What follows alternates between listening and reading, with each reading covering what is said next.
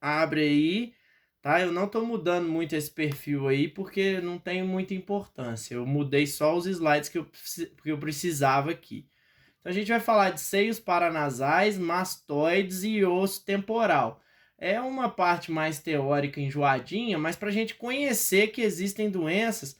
Por exemplo, eu estava atendendo um moço lá na clínica que ele tem um problema de câncer, né, no ouvido médio que atrapalhou ele. Ele fez várias cirurgias e isso envolve muito a parte de imagem também. Vocês vão estar vendo isso aí no correr da vida de vocês. Então a gente começa com a mastoidite, né, que é uma infecção bacteriana que vai estar destruindo a parte óssea ali, numas células que a gente tem na parte óssea aeradas, assim, que o osso tem uma massa óssea mais aerada. E ela vai ser substituída por líquido, podendo levar a uma perda progressiva da audição. Então aí eu preciso que vocês lembrem aonde é o mastoide, ó lá. Então a mastoidite inflamou aqui nessa região, ela atrapalha o ouvido inteiro, certo? Então seria atrás da orelha, né? Se vocês palparem aí, vocês já saem nesse ossinho do mastoide aí, tá? Então a tomografia vai mostrar um abscesso preenchido por líquido, substituindo e preenchendo essas áreas dos mastoides, tá? A rotina, tomografia e ressonância magnética. Porém, no caso de um raio-x aí, a gente vai ver uma alteração na densidade no local. Você vai ver uma radiopacidade aumentada nessa região da orelha, mas junto com sobreposição de imagem, você não vai conseguir muito ver pelo raio-x, ok, gente? Vocês já saíram todo mundo? Ficou um silêncio pesado. Ok. Ah, então tá bom. Então aí, outra parte anatômica que eu não sei se vocês já viram. Bem-vindo, Isabela. Não sei se vocês já viram, o ouvido ele se divide em três. É o externo, o médio e o interno. Então, o ouvido externo, ele vai pegar lá da tuba auditiva, né? De onde vai o cotonete, que os médicos recomendam que não deve ir cotonete, para fora. Então, até na orelha, o ouvido externo. Do tímpano até nessa outra partezinha ali, que a gente chama de bigorna, estribo, janela oval, martelo, tímpano, né? Do tímpano para lá, a gente chama de ouvido médio. E aqui dentro, o ouvido interno, onde tem os canais semicirculares com o nervo auditivo, né? Junto com a cóclea, que parece esse caramujozinho aqui, e a tuba de Eustáquio. Bem-vindo, John Mitchell. E aí a tuba de Eustáquio é onde o som vai ser, né, propagado e processado para dentro do cérebro. Para assimilação dentro do cérebro ficou feio, mas vocês entenderam o que eu quero dizer. Para onde o som vai ser, né, vai ter um segmento. Então, bem-vindo, Marquinhos. O que eu quero que vocês já pensem é isso. Todo mundo já ouviu falar em labirintite, em problemas de equilíbrio, né? Então, tá vendo que aqui nesses arcos aqui, ó, a gente tem três arcos que são os canais semicirculares, que um vai estar em pé, o outro vai estar oblíquo e o outro vai estar deitado. Então, a referência que eles dão é a posição que o seu corpo está no espaço. Bem-vindo, Júlio. Bem-vindo, Alina.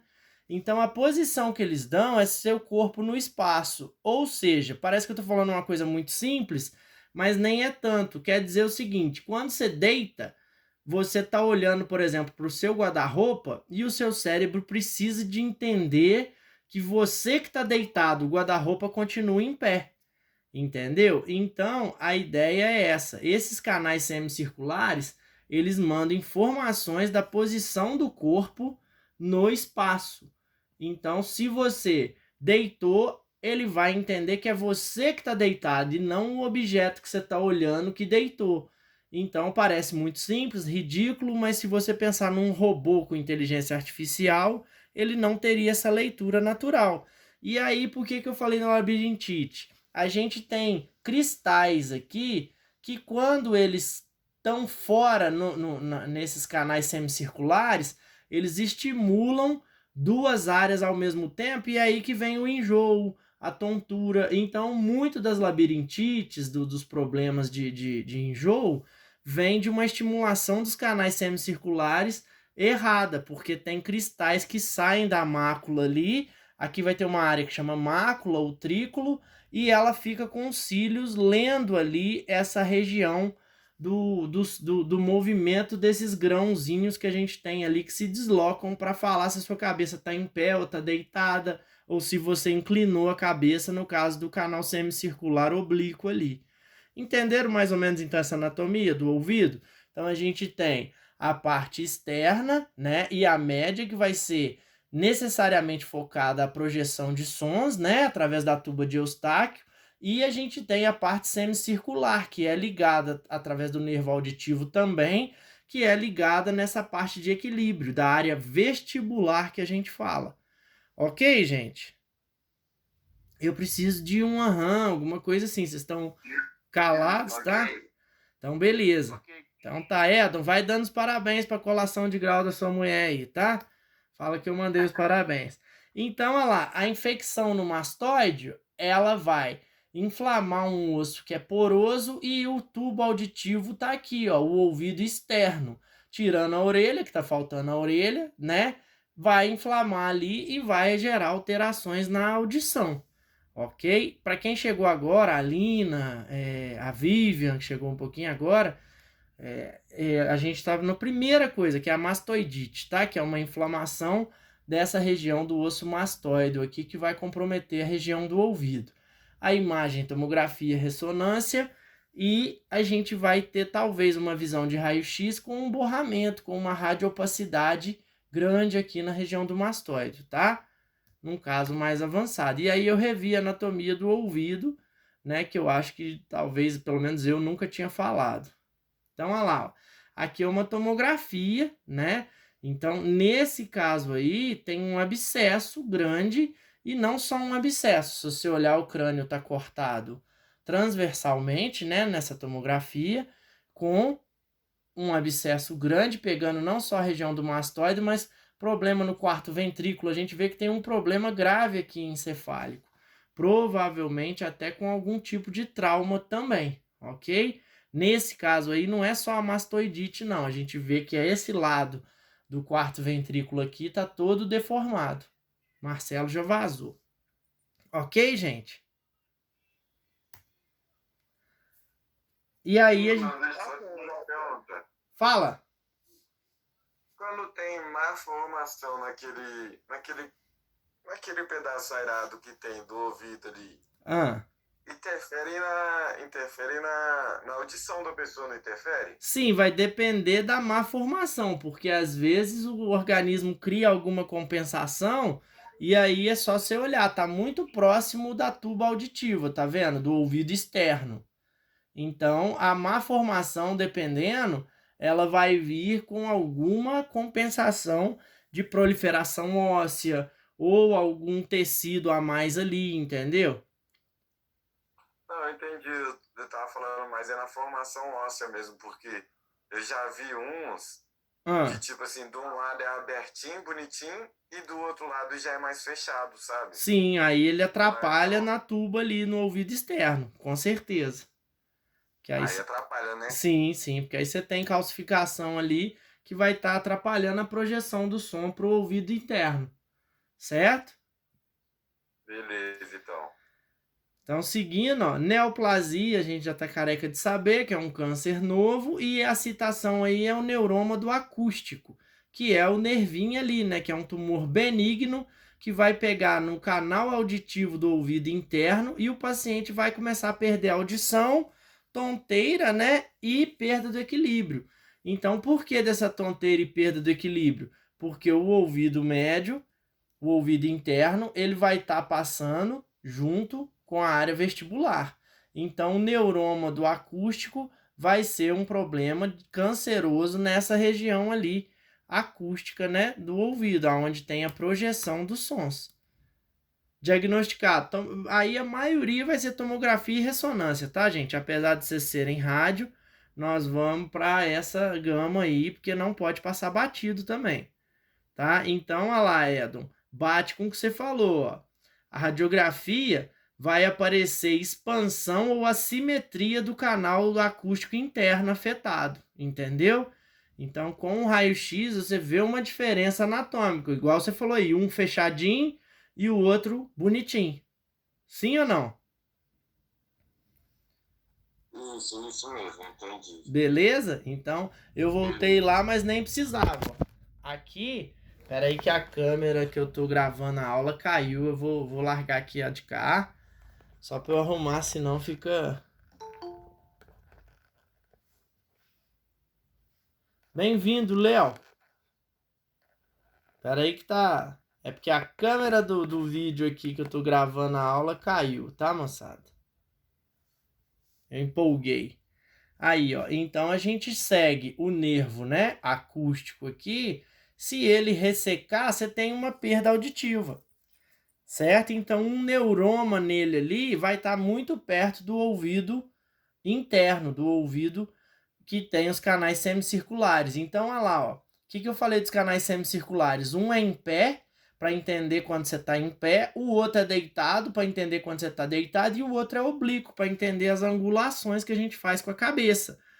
Então, parece muito simples, mas não é. Você tem que entender que você acordou, você abriu o olho e o mundo está em pé, você que está deitado. Porque essa é a primeira informação que a gente tem quando a gente abre o olho. E parece muito simples, mas porque a gente, graças a Deus, é perfeito. Então aí seria um neuroma do acústico sendo operado. E esse caso aí, ele é... Ah lá, a falha zona que deu aqui, ó.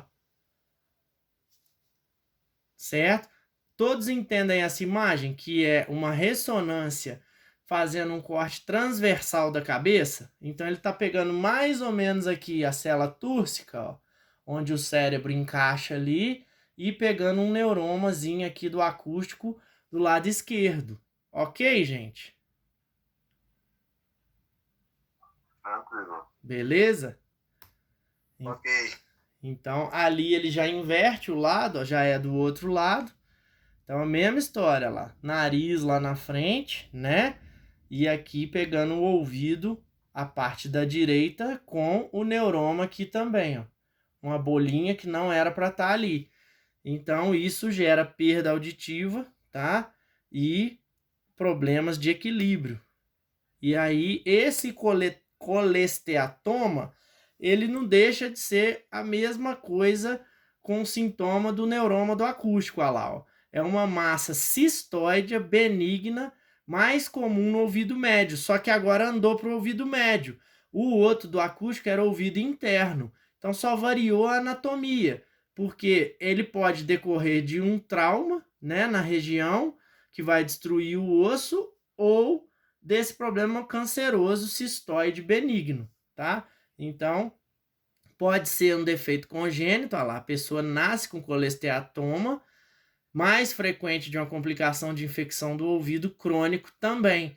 Então, a pessoa que tem muita infecção de ouvido, ela pode desenvolver um colesteatoma, né? Que é um mau funcionamento ali na tuba de Eustáquio, levando a pressão negativa. O que seria pressão negativa? Sabe aquele puxado, aquele fincado que você sente que faz um gelado assim, ó, tipo uma dor no ouvido, como se estivesse pressionando?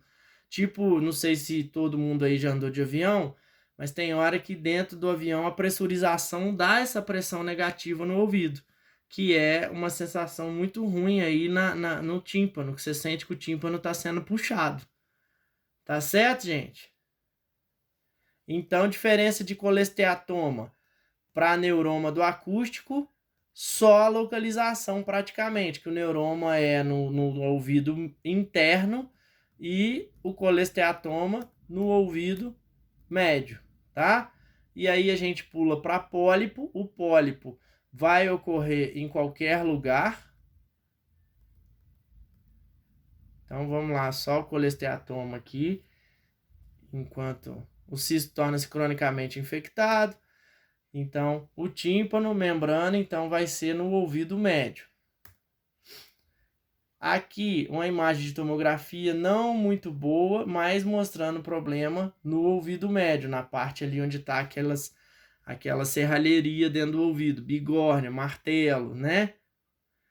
Sentia pressão logo no início quando viajava nessas estradas. É, isso mesmo, Aline. Ainda mais descendo aí para Remédios, Aí você desceu para remédios, a pressão dá também. Exatamente. Eu falei de avião aqui, não é estrelismo, tá, gente? É porque às vezes no avião isso é mais perceptível, mas a Alina falou bem ali, nas estradas a gente tem isso, tá certo?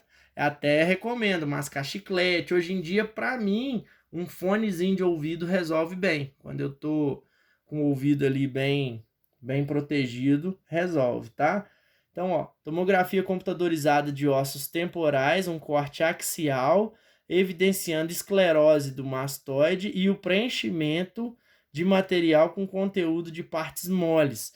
Então, aqui vai estar pegando todo o mastoide aqui inflamado, aqui seria o corte de lado, na vista B. Então, do mastóide para cima, tudo inflamado, pegando o ouvido médio ali. Mas não são imagens muito boas, porém é o que a gente tem para a gente ter uma ideia ali, tá? O corte ali demonstrando preenchimento da região com material e partes moles, colesteatoma, causando lateralização da cadeia ossicular.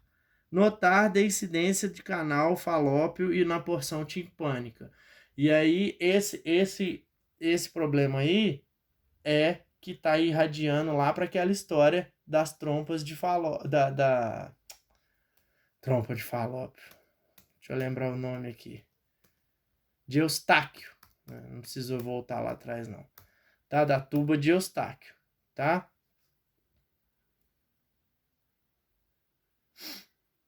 Gente, tudo bem? Vocês estão muito calados aí. Eu não sei se vocês estão vendo novela. Então, eu vou seguindo. Ó. Pólipo. Aqui começou a chover, deu umas trovoadas brabas. Beleza. Aqui também tava assim. Tumoração pólipo. Então, vai ser uma tumoração, né? Que ela pode se projetar dentro da cavidade, causando sinusite crônica.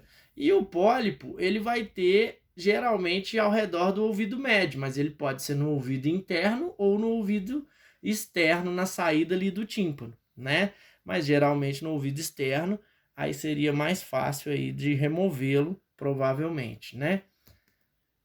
Então, pólipozinho ali, ó, tá na transição do ouvido médio. Otosclerose, então é outra coisa comum que a gente tem, que envolve formação esponjosa no ouvido médio e interno. E aí vai causar perda da audição em adultos sem dano no tímpano, porque os sintomas vão ficar no final da adolescência e aí a pessoa começa a perder a audição, e quando ela vai fazer o raio-x, o exame de imagem, ela vê uma proliferação óssea inadequada no ouvido médio lá, atrapalhando a projeção do som. Tá certo? Então, relembrando, ouvido externo, ouvido médio, ouvido interno. E aí, o que mais interessa aí para vocês dessa aula, né, quando a infecção passa para os seios, né, paranasais, que seria sinusite. O paciente sente cefaleia, que é o dor de cabeça, né, e tumefação sobre os seios, afetados seios da face, tá? Então, geralmente o raio-x de seios da face, que é mentonaso, frontonaso, né? Tem uns que falam Waters, tem acante parietal, parieta cantial, e a tomografia ou a ressonância. Então a gente vai ver as duas coisas aí, tá? É uma doença com base inflamatória infecciosa que acomete as cavidades ao redor do nariz. Elas têm que ter uma comunicação. Então, quando você está com o nariz entupido, a chance de ter uma sinusite é muito grande, porque cresce bactéria lá dentro. Ok, gente? Então, essas bactérias, elas atrapalham na comunicação e na ventilação, e algumas bactérias, elas morreriam se tivesse oxigênio circulando, mas como não tem, elas se desenvolvem, tá? Elas são anaeróbicas, elas não gostam de oxigênio. Então, tipo o mau hálito que a gente acorda de manhã, é porque você está tendo proliferação de bactérias ali que não tem a circulação de oxigênio e nem da produção de saliva normal do dia a dia que a gente tem, que não deixa dar aquelas bactérias que a gente acorda com o bafo do leão, né? Então, olha lá, após a infecção viral, inflamação de origem alérgica ou por poluentes, né? Porque tem a sinusite alérgica também, as cavidades nasais elas ficam obstruídas. Então vamos lá. Para quem tem dúvidas, os seios paranasais são esses. Eles vão fazer uma base, né? Uma base lateral ao nariz. Eles são paralelos ao nariz. E pegando também os seios, né? Da parte frontal aqui do osso frontal. Então, essa pessoa aí, ó, não sei se vocês conseguem ver, isso aí seria um mentonaso, né? A pessoa tá com o queixo colado lá no filme e tá refletindo lá. Então, tem uma oclusão desde os seios aqui de cima da testa, né, da frontal, e com oclusão dos dois lados, tanto dos paranasais aqui, quanto a base mesmo lateral do nariz, a parte lateral do nariz. Ok? Então, vamos para outra imagem, olha lá. Vê se vocês já conseguem perceber diferenças aí, ó. Olha esse seio paranasal aqui, ó. Esse aqui tá de baixo aqui, ó. Tá tipo mentonaso, né? Então, olha esse seio mais ocluído e esse mais um pouquinho mais ventilado. Porém, com infecção também. Tá? Agora, mesma história. Agora já considero que seria frontonaso. Já colou a testa no filme. Então, oclusão do seio da parte frontal aqui do lado, né, direito, se eu considerar que está em AP para mim, e pegando a parte paranasal toda aqui ocluída, sendo que o lado esquerdo também não tá bom. Porém, mais do lado direito. Gente, se eu estiver indo muito rápido, me fala que eu paro. Essa é uma tomografia. A tomografia dá pra gente ver bem legal aí, ó. Então, um corte coronal da face, né? Então, aqui, ó, olha só a oclusão aqui desse lado paranasal aqui direito. Tô considerando que ele tá em AP para mim, tá? O lado esquerdo aqui tá limpo, ó, né? E aí a gente tem o septo nasal aqui no meio, onde tem as correções de desvio de septo, etc. A parte inferior, média e superior do nasal. E com a devida oclusão aqui no seio paranasal da direita. Aqui já olhou de baixo, corte transversal, tá? Então, com esse lado do nariz aqui, se ele tiver de baixo, se eu estiver olhando de baixo para cima, o lado direito. Se eu estiver olhando de cima para baixo, o lado esquerdo, tá? Eu preciso de mais informação para entender esse corte aí. Mas espero que vocês estejam acompanhando o raciocínio, tá? Com a parte até lateral lá, saindo para o osso temporal também, com certos graus de variação também, tá? Mais um aí, ó, que tá pegando a parte inferior também, corte transversal. Ok, gente? Osteomielite, aí vai ser... Então, tá bom. Osteomielite, infecção do osso, da medula óssea, que a gente já tá careca de saber. Nesse caso, decorrente da sinusite, que vai lesar os seios dali da face também. Então, eu passo para outra aula, porque antes que vocês durmam aí. A outra aula é curta, tá? Porque essa aula que eu falei agora seria a de quarta-feira que vocês deram o tumé lá do exercício. E hoje, então, a gente entra numa parte legal aí, que eu acho que é para vocês,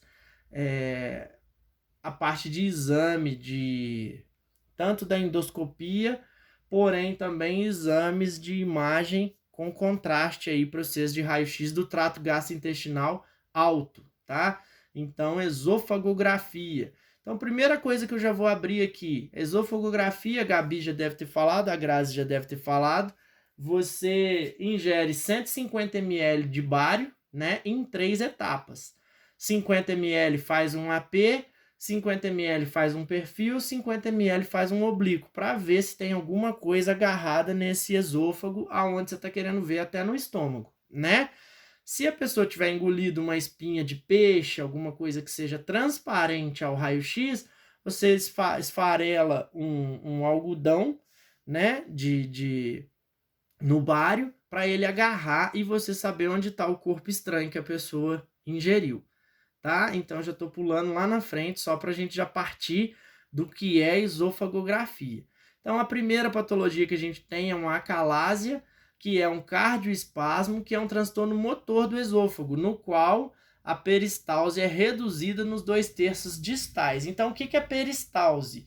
É um movimento de deglutição, né? Um movimento com que o intestino leva o alimento até o estômago e segue lá pelo intestino, tá? Então, se perdeu essa mobilidade, vai sofrer uma dilatação e essa incapacidade de deglutição vai ser uma consequência, porque a pessoa não dá conta de engolir. Aí vai ter muita ânsia de vômito, assim como mau hálito, né? Perde todo a função ali e vai ficar com um mega esôfago. O esôfago fica dilatado, tipo uma salsicha, assim, se tivesse engolido, porque o esôfago, olha lá, ó, aqui pegou um zoom, então ele tem fibras longitudinais, né, latitudinais e longitudinais. Então, de um lado no outro, de cima para baixo também.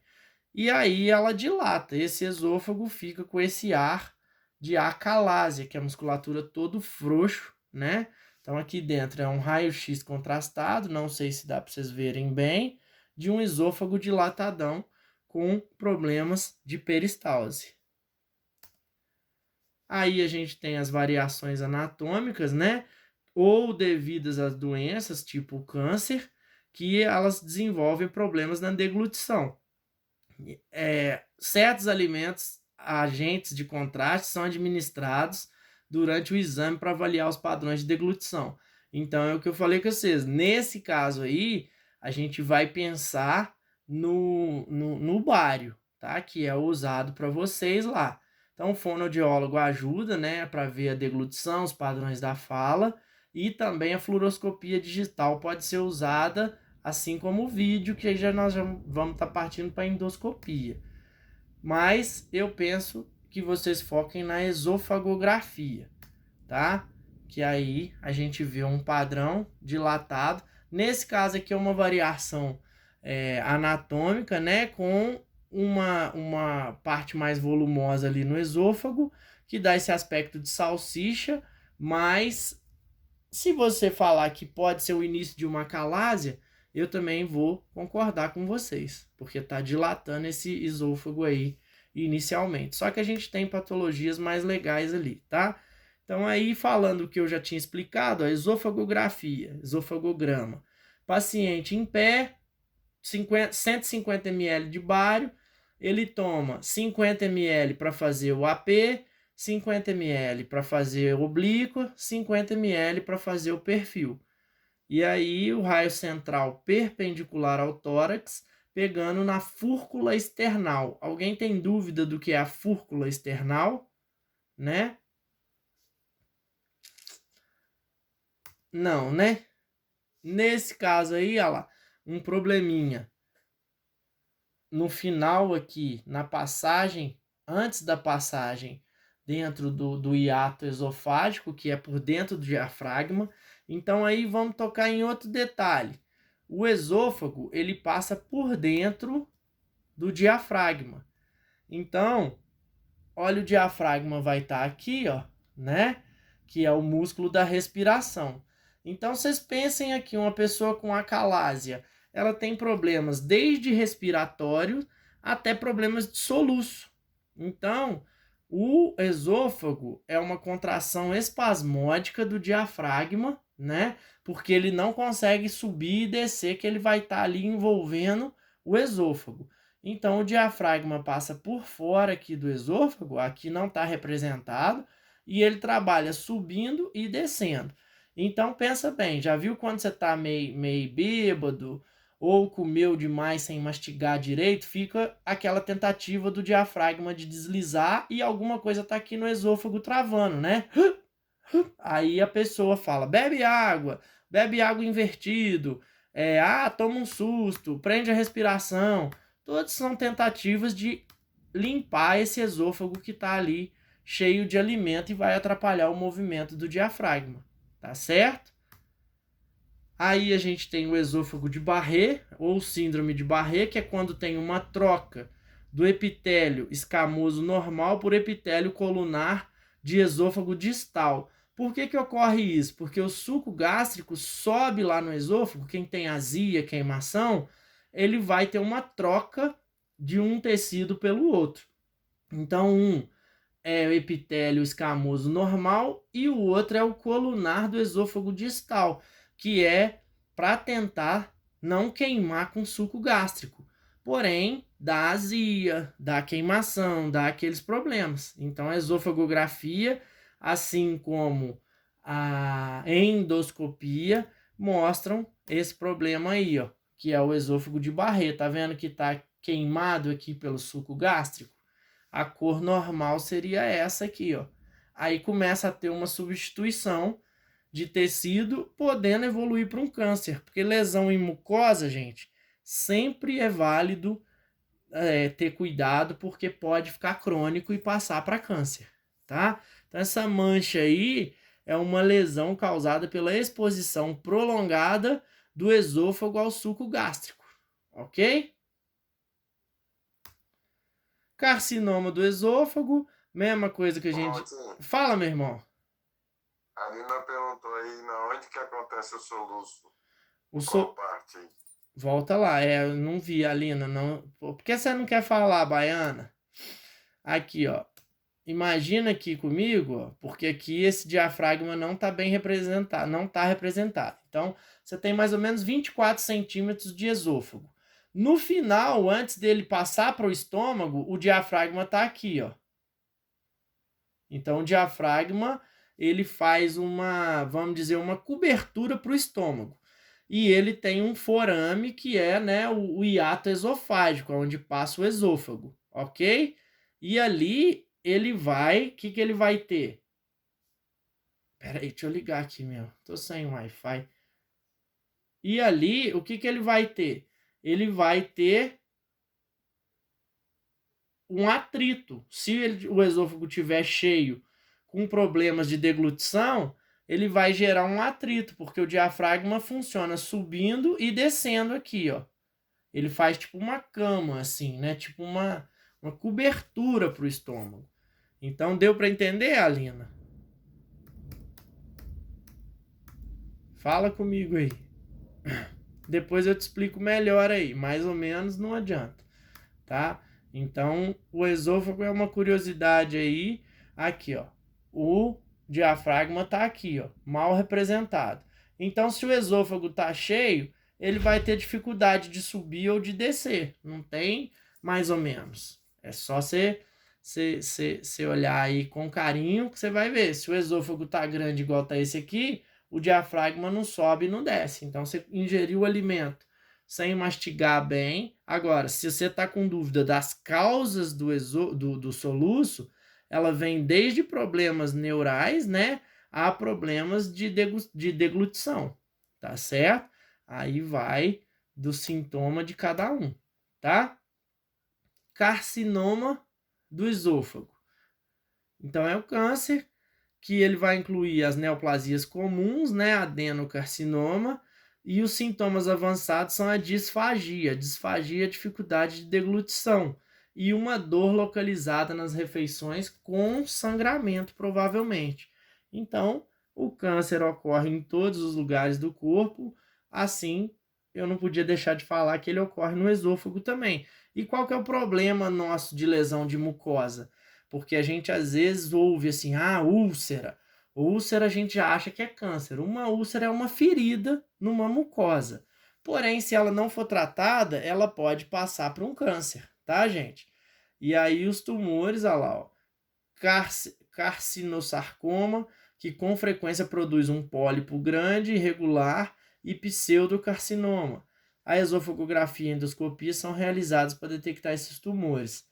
Então, toda lesão, principalmente em mucosa, ela tem que ser entendida e tratada, senão ela pode passar a crônica, tá certo? Esofagografia vai demonstrar disfagia, dificuldade de engolir, tá? Essa condição pode ser devida congênita ou adquirida, assim como um problema neuronal, tá, gente? A pessoa sofreu um AVC, problemas de fala, de Alzheimer, tudo, ela vai ter uma disfagia, tá? Ou estreitamento ou flacidez do esôfago também. Aí eu lembro a vocês, lembra que o alimento chega no estômago em torno de 8 segundos?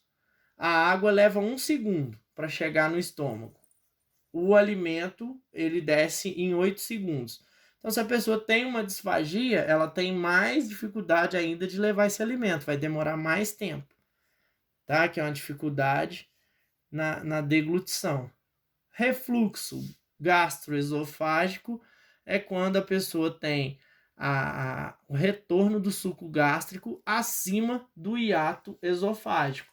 Porque do esôfago para baixo não é ideal que até no final do esôfago não é ideal, né, ter contato com suco gástrico, porque você pode gerar o esôfago de Barré, problemas na mucosa ulcerada ali. Então esse refluxo ele vai gerar uma queimação, né, que pode levar a esofagite, que vai gerar inflamação, e essa entrada de conteúdo gástrico não é normal no esôfago. Ela vai ser do diafragma para baixo. Eu tô falando diafragma, o diafragma não vai participar dessa parte de deglutição. Só que como o esôfago passa dentro do diafragma, eu estou usando ali como linha, tá certo? E aí a gente tem, por exemplo, a hérnia de hiato, né? Que quando o esôfago dilata, ali você vai ter problemas como soluço e má deglutição. Porque ali no final do esôfago o alimento para e começa a apodrecer e a ser digerido ali. Então essa pessoa sofre de mau hálito, problemas assim. Entenderam? Entendi. Mas, tipo assim, no caso, então, quando a gente vomita, aí sobe suco gástrico também, né? Sim, aí por isso que arde. Às vezes sai até pelo nariz, é desconfortável, que o suco gástrico ele é ácido, ele tem um pH baixo para fazer a digestão. Então ele não tem que ser do esôfago para cima, entendeu? Entendi. Então é isso mesmo. Então esse refluxo constante, todo ele não é ideal, tá? Varizes esofagianas. É uma dilatação nas veias do esôfago distal. Então, geralmente, consequência de hepatite, problemas de cirrose, os problemas no fígado, tá, gente? Uma hipertensão portal aumentada. Portal é a artéria, né, que irriga o fígado. Portal hepática, não sei se vocês lembram. Então, por isso, hipertensão portal aumentada. Então, quando a pessoa tem um problema crônico de fígado, geralmente ela começa a dar varize no esôfago. E essa varize, ela vai ter problemas de fluxo venoso. Então, a pessoa torna o esôfago dilatado, com as varizes tortuosas ali, olha lá, e podendo vir a uma ruptura, um sangramento, né? Olha esse esôfago aí cheio de varize. Então, essa pessoa, dependendo do que está alimentando ali, ela vai sentir desconforto, podendo até lesar essas varizes e até uma hemorragia, tá, gente? Então, isso é até operável, uma aparência vermiforme ou pedra de calçamento, que são as veias dilatadas, ó. Ok, moçada? Essa aqui tá até com sangramento. Essa é uma imagem de endoscopia, tá? Corpos estranhos, então, geralmente criança, né, engole moeda e eles param no esôfago. Então, as localizações vão ser determinadas durante a esofagografia. Então, é aquilo que eu falei com vocês lá no início, ó. Se você for procurar um corpo estranho que não aparece no raio-x, você coloca, por exemplo, um algodão desfiado, que ele vai ficar preso no corpo estranho para você entender aonde ele está parado, tá? Então, nesse caso aí, o algodão é desfiado no bário para permitir que o algodão fique suspenso, preso no corpo estranho e seja visível durante o raio-x, a fluoroscopia. A maioria dos gastros lá, prefere a endoscopia para isolar e remover. Então, usa o bário. Mas como a gente não sabe o que é o corpo estranho, às vezes a endoscopia, o médico já realiza a retirada do corpo estranho, tá? Então, aqui, ó, essa imagem não tá muito boa. Eu vou tentar mostrar para vocês aqui, porque pela tela do computador, a moedinha tá presa aqui, ó, e não dá para ver. Eu chegando aqui perto aqui, eu acho que dá para vocês verem a moeda ali, ó. Certo? E aí no perfil, olha lá, no perfil dá para ver direitinho. tá? Com certeza uma criança aí, né? Engoliu a moedinha, mas eu não tô achando que é muito criança esse aí não, porque olha aqui, cheio de bico de papagaio aqui na coluna, tá? Então isso aí pode ser alguém com algum problema, alguma coisa assim. E aqui imagem de endoscopia, o médico já usa uma pinça lá deles lá e retira. Ok, gente? E aí, a última que a gente tem aí dessa situação é o divertículo de Zenker, que é quando cria uma dilatação no esôfago que vai criar uma bolsa, porque a parede do esôfago enfraquece e aí ela cria uma bolsa, como se fosse uma pendência assim, paralela ao esôfago, tá? E aí as coisas que são ingeridas, elas vão ficar ali com a sensação que não desceu. O paciente queixa de disfagia, de regurgitação, parece que tá as coisas agarradas ali, mas é porque criou-se uma bolsa no esôfago que não se esvazia. Então vocês imaginam, como se fosse uma bochecha assim de bulldog dilatadona, certo? Então aqui, ó, esse esôfago aqui não tá dando para ver muito direito, mas o outro tá para ver, tá? Então, ele tá cheio de líquido ali, né, que é o bário, mas olha no exame dinâmico aqui, ó. Então, olha o divertículo de Zenker aqui, ó. É uma bolsa, olha lá, ele enche, ó, e não se esvazia, ou se esvazia por último, ó. Olha lá, viram? Então, ele cria uma dilatação que fica uma bolsinha ali, ó, como se fosse um pêndulo, uma coisa pendente, ó. Então vocês pensam, um alimento que entra ali vai incomodar, a pessoa vai ter sensação que não engoliu, vai ficar com refluxo, com problemas de aquela sensação que está agarrado na garganta. Ok, gente? E aí eu abro essa gama aí para vocês pegarem esse nome. Divertículo é isso aí, é uma bolsa que cria-se no intestino ou no esôfago nesse caso, que não se esvazia, tá certo? Então você cria uma dilatação no intestino ou no esôfago. Então diverticulite é uma inflamação do divertículo, dessa bolsa aí que seria um fundo falso que não se esvazia. Então, olha aí a imagem de esofagografia, de fluoroscopia, com o líquidozão cheio lá, uma dilatação imensa no esôfago, tá vendo? Nesse caso aí, eu já evoluiria até para acalásia. Tá? Eu vou encerrar a aula gravada aqui, aí a gente tira as dúvidas aqui, tá, moçada?